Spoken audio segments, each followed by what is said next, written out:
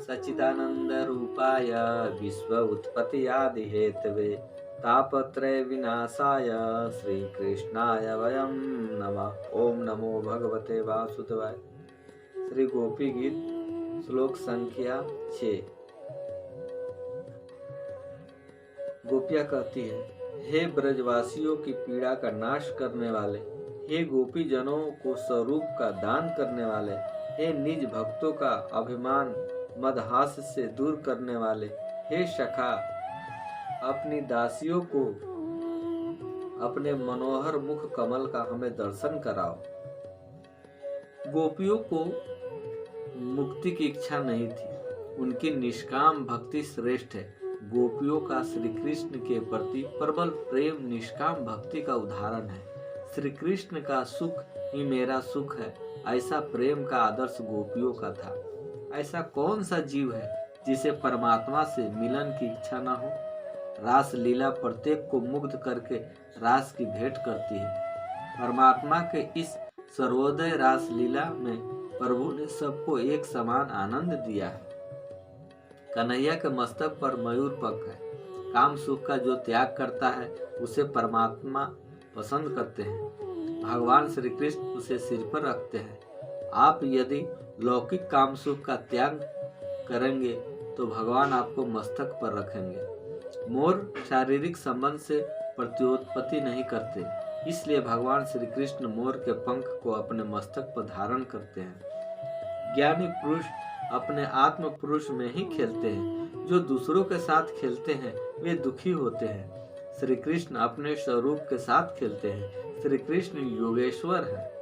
गीता में भगवान श्री कृष्ण ने अर्जुन को अनासक्ति का उपदेश तो दिया, पर अपने अवतार में भी उन्होंने अनासक्ति दिखलाई। सतत कर्म करता रहे और फल की आसक्ति न रखे, उसी का नाम अनासक्ति है। गोपियों का प्रत्येक व्यवहार भक्तिमय था। गोपी का श्रृंगार विकार वासना के लिए नहीं, अपितु भक्ति की पुष्टि के लिए था। निर्विकार भाव से किया गया श्रृंगार भी प्रभु की भक्ति है। गोपी घर पर काम करती थी तो भी कृष्ण को स्मरण करती, श्रृंगार करती भी कृष्ण में खोकर प्रभु को प्रसन्न करने के लिए करती, काम वासना के लिए नहीं। गोपी वस्त्र सन्यासिनी नहीं, प्रेम सन्यासिनी है। उनका हृदय हरिमय था।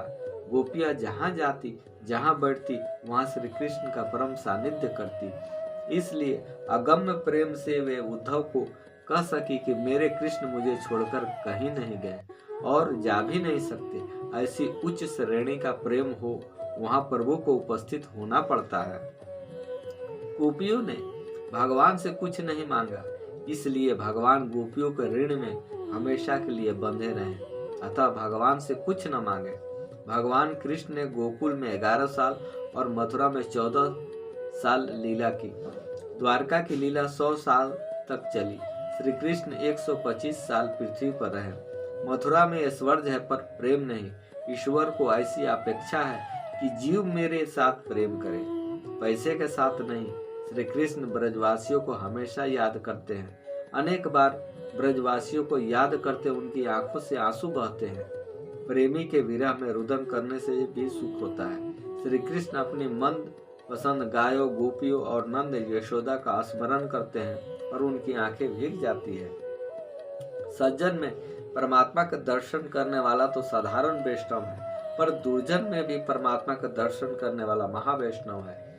विदुर जी को भी दुर्योधन में भी श्री कृष्ण की इच्छा के दर्शन होते हैं। घर में एकाध व्यक्ति पुण्यशाली होने से सारा धन विनाश से बाहर निकल आता है।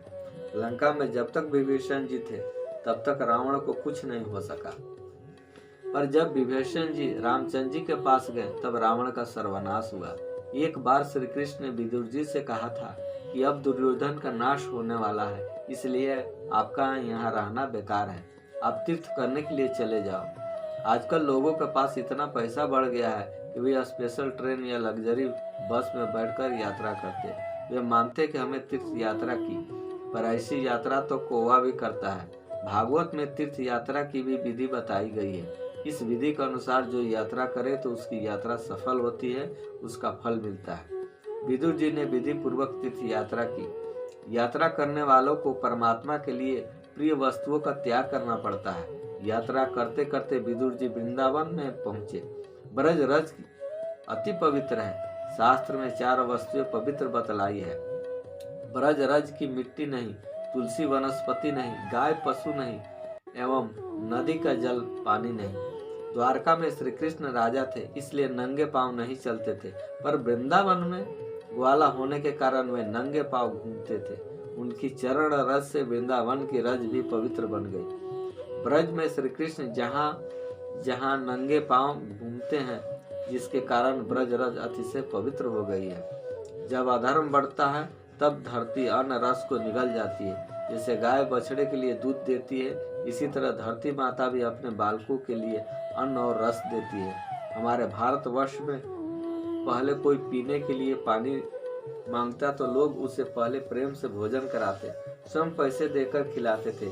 आज इसके बदले लोग पैसे लेकर खिलाते हैं। जब से इस देश में अन्न विक्रय होने लगा, तब से धरती ने अन्न और रस दोनों को छुपा लिया।